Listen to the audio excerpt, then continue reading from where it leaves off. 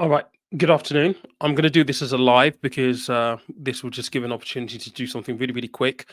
So, over the past couple of years, interest rates have definitely been a point of conversation. Certainly on the channel, we've been tracking what's happening with interest rates. The most common question that I've been getting is where do you think interest rates will probably kind of fall when it comes to mortgages? And today, there was an interview, or yesterday, I should say, there was an interview with Charlie Nunn, who is the chief executive officer at the Lloyds banking group.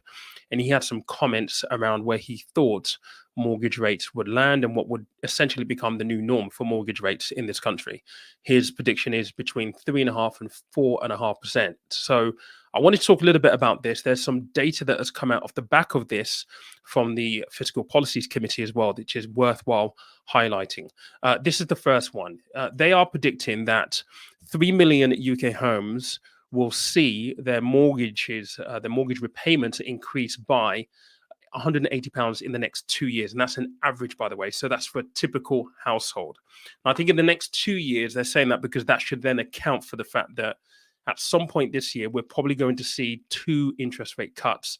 The predictions is it will take us to about 4.75% when those interest rate cuts come in. So two interest rate cuts of 0.25% each time, taking us down to that 4.75%. So within this period between now and 2026, when we then have other interest rates kick in, and bearing in mind there are lots of moving parts here, assuming inflation doesn't pick back up and core inflation gets down, what they're basically saying with this stat is that 3 million homes will probably see their mortgage payments, or predicted to see their mortgage payments, increase by about £180 if it's a typical household, and that's £180 per month. So quite a significant jump.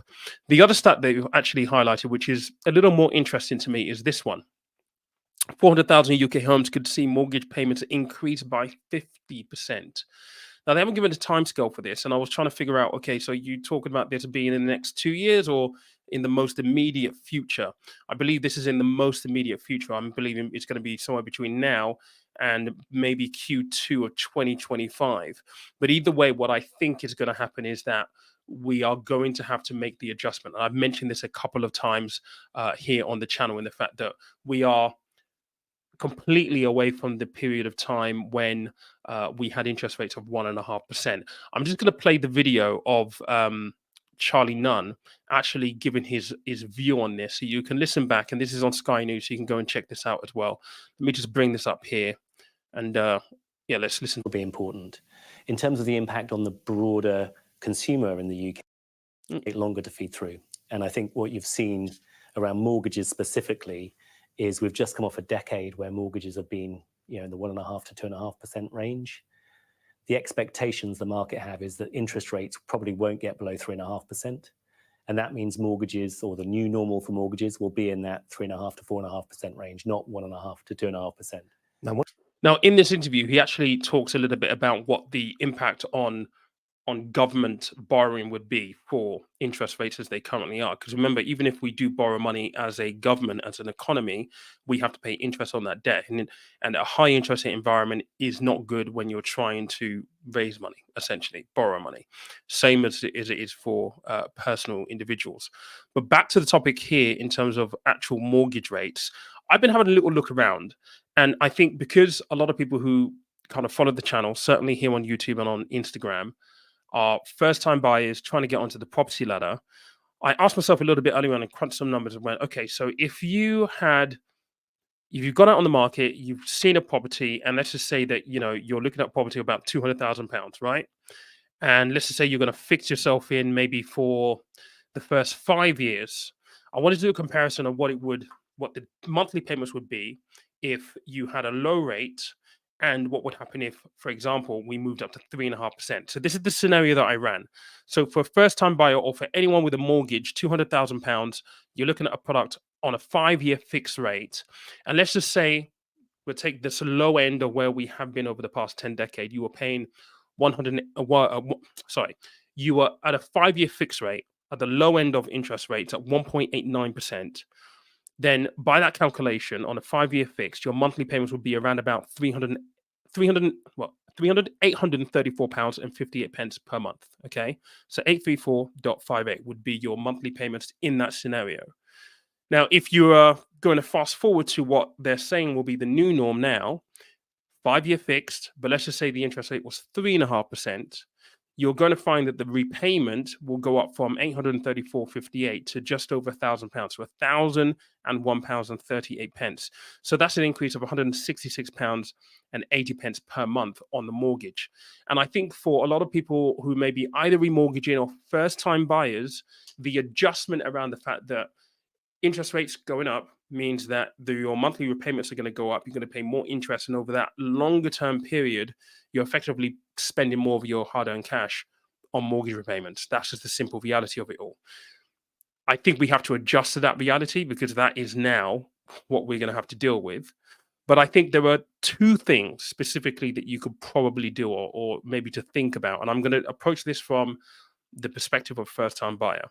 So for a first-time buyer, this won't necessarily be one that people may want to hear.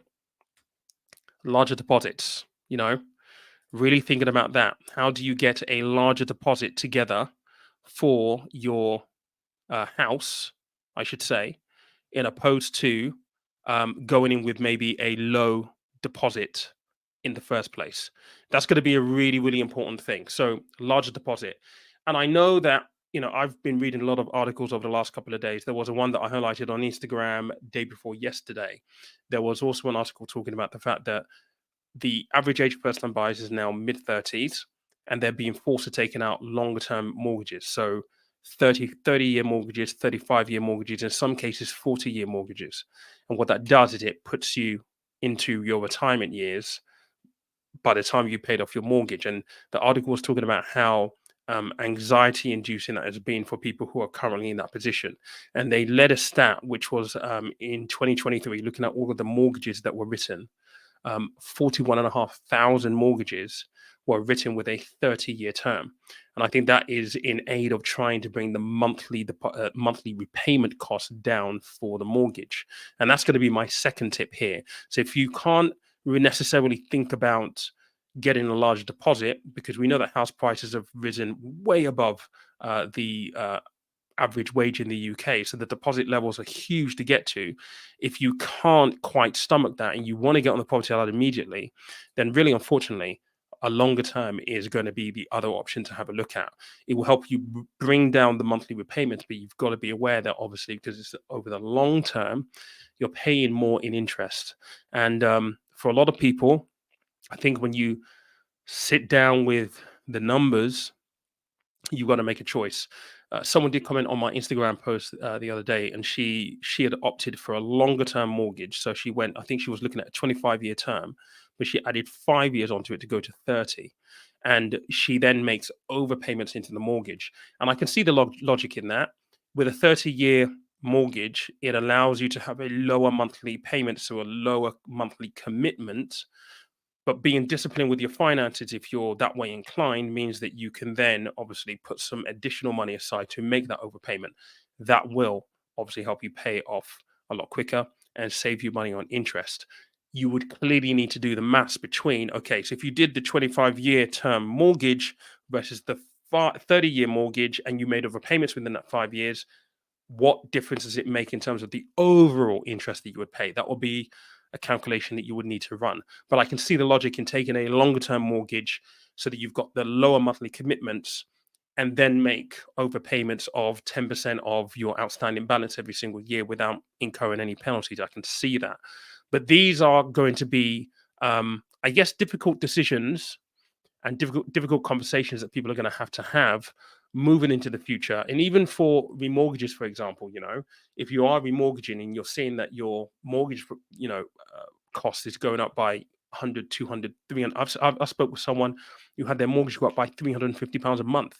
I mean, for a lot of households, that is not in any way, shape, or form affordable. So you either get into the territory where you need to earn more money, which for a lot of people, if they have families, isn't really something they can afford to do, especially if you're trying to get balance. And so a longer term, extending the term to bring down the price a little bit is something that they've considered. You can also consider perhaps going on to a part interest only, part full repayment mortgage. You've got to be a little careful with that one, because the part that you put on interest only, I've seen it when I was advising as a mortgage advisor, where people would just forget that they have a portion of their mortgage on interest only. And over the course of, 10, 15 years, it simply just rolls over, and that portion remains there as something that they need to pay back at the end of the mortgage. So there are lots of things that you can do and lots of considerations. Would a first-time buyer go into an interest-only mortgage? I mean, yes, you can, but you've really got to consider what that means for your finances and how you will structure your finances moving forward.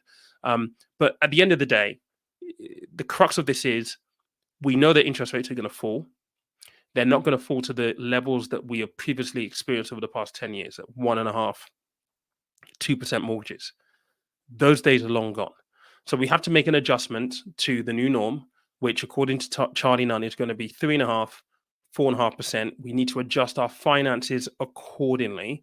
But if you are looking to get on the property ladder, or you're looking to remortgage, this is where a solid mortgage advisor is worthwhile speaking to, because they can guide you through all the various permutations and options that you have available at your disposal to make sure you get yourself in a position where financially you're not being too stretched, and you can get the numbers to work for you in your circumstances. That's the most important thing. I mean, there is no right or wrong answer. The right answer is the one that's right for you.